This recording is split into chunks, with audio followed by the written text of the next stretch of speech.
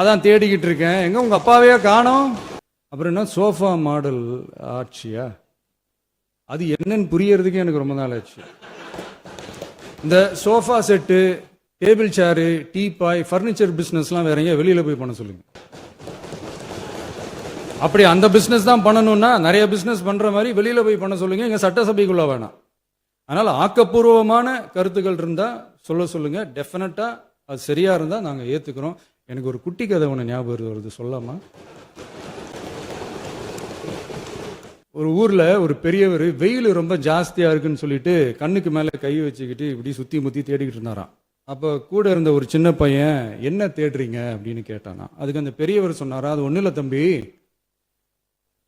உங்க அப்பா இங்கதான் இருப்பாருன்னு சொன்னாங்க, அதான் தேடிக்கிட்டு இருக்கேன், எங்க உங்க அப்பாவையே காணோம்.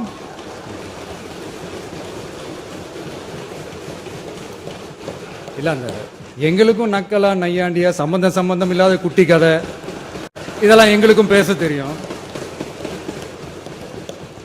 அந்த கதையில பெரியவர் அப்படி சொன்னாராம், தப்பா எடுத்துக்காதீங்க. அந்த கதையில பெரியவர் அப்படி கேட்டாராம். அதனால யாரும் இங்க டென்ஷன் ஆக வேணாம்.